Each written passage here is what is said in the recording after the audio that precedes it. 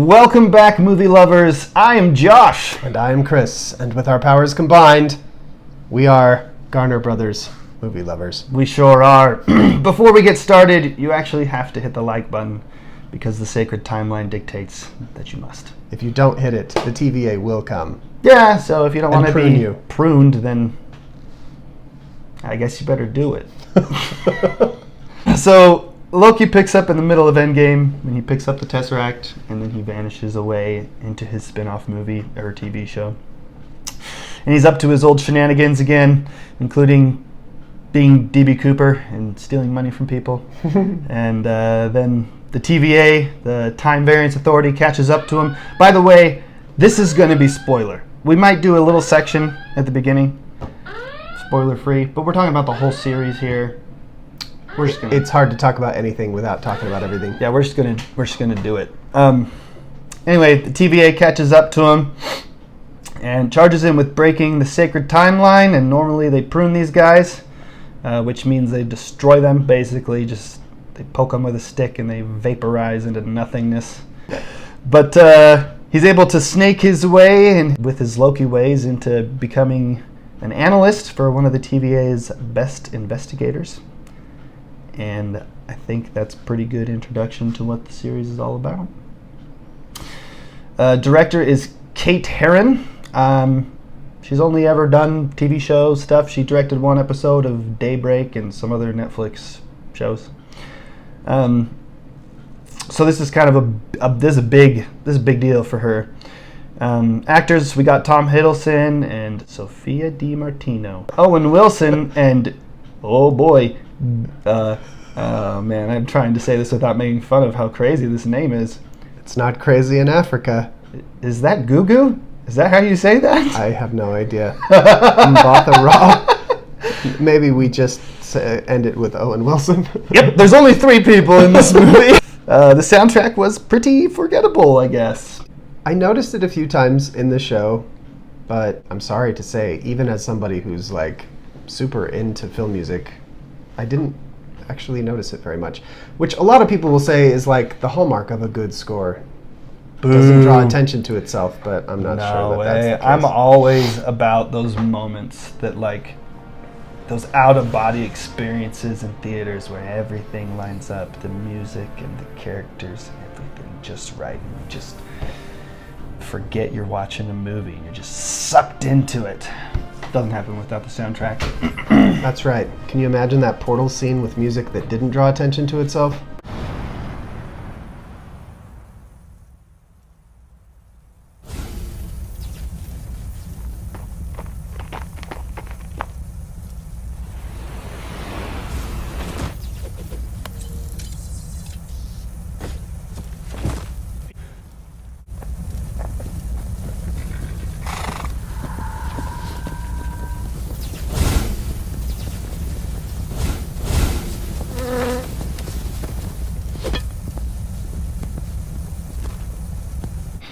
Would have been lame.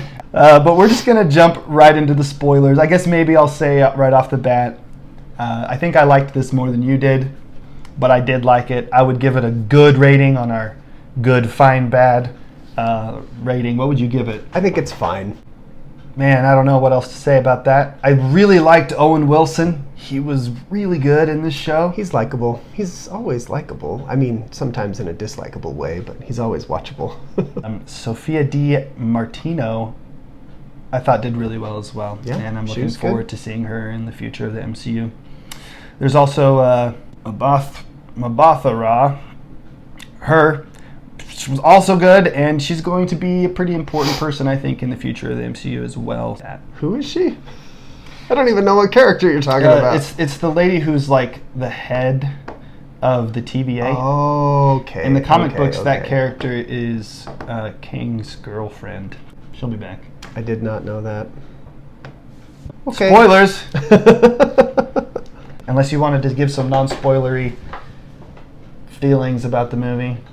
I mean, you should probably express... I will say this. If you are not a fan of the MCU, don't bother with Loki. What?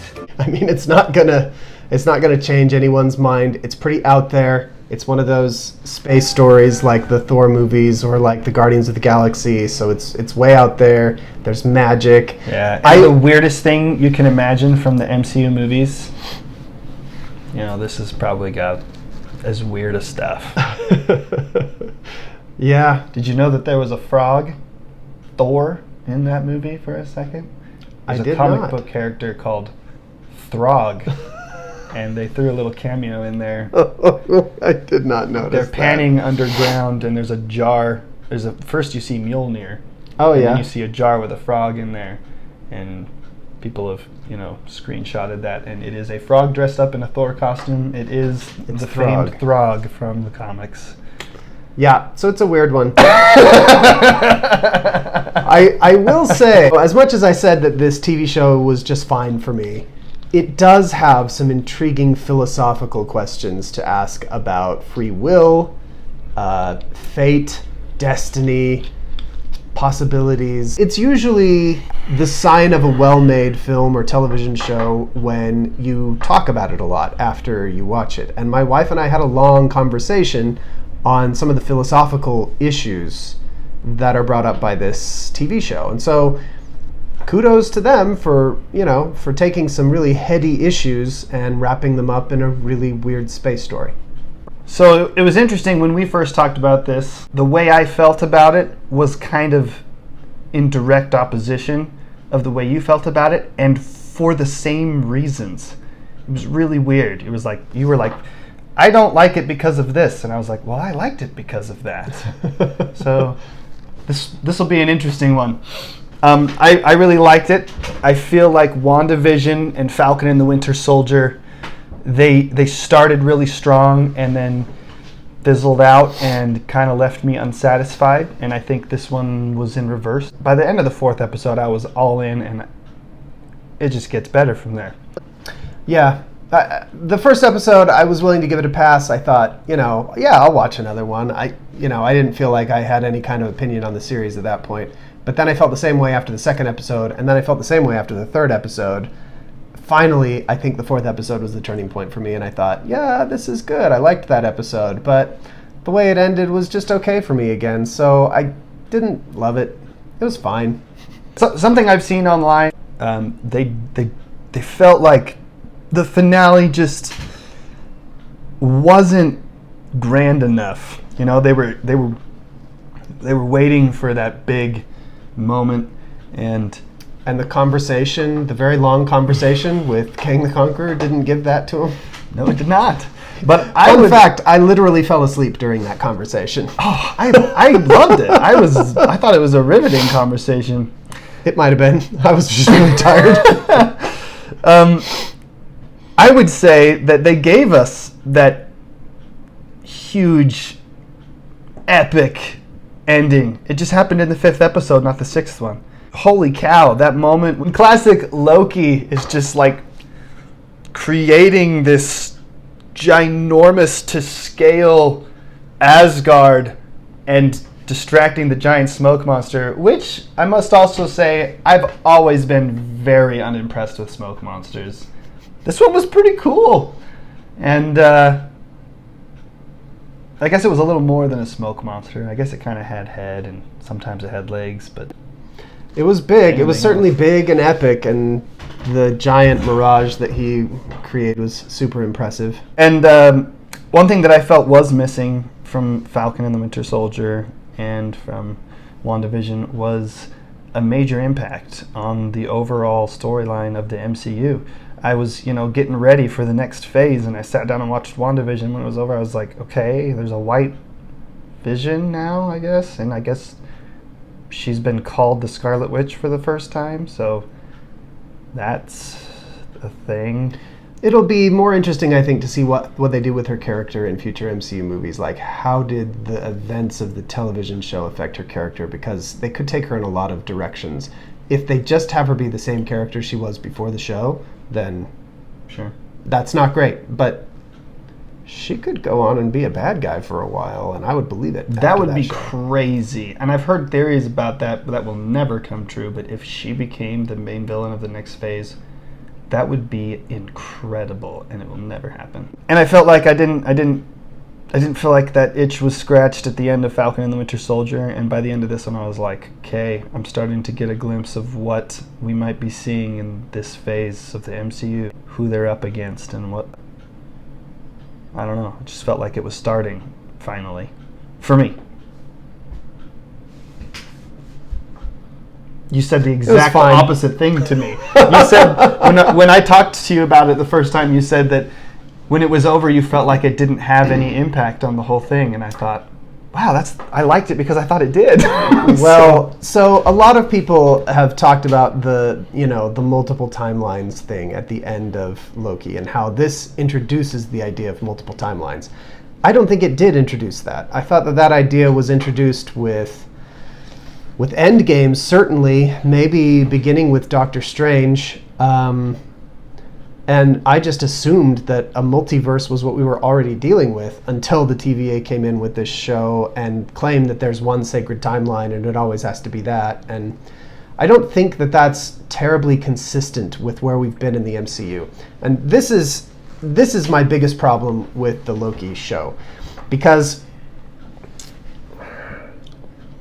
when you look at Endgame, when Hulk goes back to New York in 2012 and has a conversation with the Ancient One on the roof, he wants the time stone, and she says something like, yeah, that may save your reality, but it might doom my reality, or it would doom my reality. So she's not talking about this in terms of time. She's talking about alternate realities. And the way they use time travel in Endgame, it really is alternate realities. As soon as they travel back to a point in time, they generate an alternate reality in that time. Because it's not, they make a point that it's not the Back to the Future time travel, right? They list a whole bunch of time travel movies and they say, nope, it's not like any of those. So this is where you can't change the future. Like, there is no butterfly effect. You can't go back in the past and the stuff that you do changes things in the future. For example, Nebula kills herself in that movie. Present Nebula kills past Nebula, and present Nebula doesn't vanish and fade away or disappear or anything. So what you're dealing with the Thanos and the Nebula that come from the alternate reality into the present reality that we've been dealing with in the MCU, what you're dealing with is a clash of realities.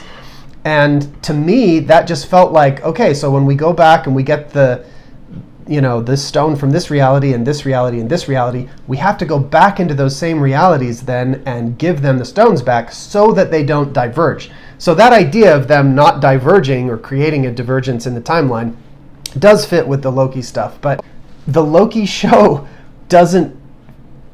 is not faithful to that. He opens a drawer at one point and it's full of Infinity Stones. When he is first taken in by the TVA, he has the Tesseract and they take it away from him and they catalog it with all their other stuff. Well, the Ancient One said on the roof with Hulk, she says the Infinity Stones are what cause what you perceive as the flow of time. And if you take one of them out, you get this divergence. So he has the Tesseract. So in the reality of the 2012 Avengers where he escapes with the Tesseract, now he's in the TVA and they've cataloged the Tesseract. So whatever reality that is no longer has the Tesseract. Do you see the problem here? Mm-hmm. So according to the Ancient One, that would have caused a massive divergence, which is the very thing the TVA claims that they're fixing. And yet they have a drawer full of Infinity Gems, many of them multiple copies of the same stone, right? And so apparently every one of those stones represents a reality that is doomed because that stone was taken out of it. Furthermore, past Thanos comes and fights the Avengers at the end of Endgame, right? Mm-hmm. And so does Nebula. They all get destroyed in the present, in the main timeline of the MCU, which means there's some reality out there now where there is no Thanos. And you might have thought, what the Avengers did in Endgame is the very kind of thing that the TVA would be trying to stop. But at one point during the Loki show, they say that was supposed to happen. But if that was supposed to happen, what about that reality where Thanos is now gone? He never gets the stones. He never does the snap. The Avengers never have to go back in time to fix everything because none of that ever happened in that particular reality. I guess they just went back to that reality and laid down one of their little things. And just reset the timeline. Everyone. Maybe they did, but That's never brought up or dealt with at all. And they can't do that with, I mean, all these realities that are missing their Infinity Stones now. I mean, does that's the other thing. Like, the world building here to me is vague. I don't get the rules. I don't understand, how it all works. It seems a little bit too magical to me. So that was another one of my problems with the show. Like, I don't get, what does resetting the timeline do? Does it actually, like, completely eliminate everything that's diverged and, like, somehow reset it back to where it was? So when they set that off at the very beginning of the show, they take Loki and the Tesseract through a portal, and then they set down the reset thing. Does that mean that in that reality, Loki somehow is back in the Avenger Tower with the Tesseract and everything goes the way it was going to go? Is that how that works? I don't know how that works. Nobody knows how that works because the world building in this show was incomplete.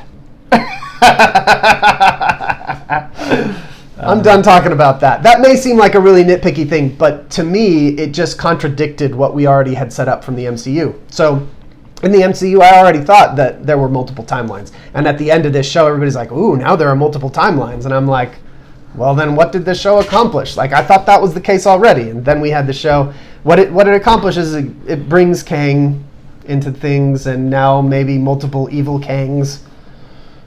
I don't know. We'll see what they do with it, but I didn't love the whole concept of the show. I felt like it's probably prepping us for the events of Spider-Man No Way Home. And probably the Multiverse of Madness. Yeah. Maybe it'll get explained a little better in those movies than it was in this show for me, but I didn't love it. And I think a reason why we see this so differently is because I waited until the Tuesday before the finale to watch all of them. And I watched the whole thing, and I just kind of ate it up as it was given to me, and I was like, that was a fun ride. And you were like, okay, let's stew on this for a week. I did watch them 1 week at a time. And then, and that form of watching it for me kind of ruined WandaVision and Falcon and the Winter Soldier a little bit, because you get online and you're seeing all the theories and you're having these expectations and they're never met, and you become critical of how they did this or that, and it's a little, it was just, I think, easier for me to just kind of take it in and not be bothered by it. Yeah. You mentioned before, and I agree, that the writing probably wasn't as good as when the Russo brothers are directing him, or when Taika Waititi is writing, or when because it is Joss Whedon is writing. He doesn't quite feel the same anymore. He's a shell of his former He's self. not quite as clever. And that's funny to me, because Hiddleston actually produced this. And so I would have maybe expected his character to be a little more consistent with how he was in the movies with him in charge. But I didn't think he lived up to his former glory. And I think that part of it is that Owen Wilson's character is supposed to just make him not feel like himself. That's what he does. He sits down with him, and Loki's like, I'm going to do this thing, and I'm going to trick him. And then Owen Wilson's like, look, man, I know what you're thinking. It's like, you can't get away with it here.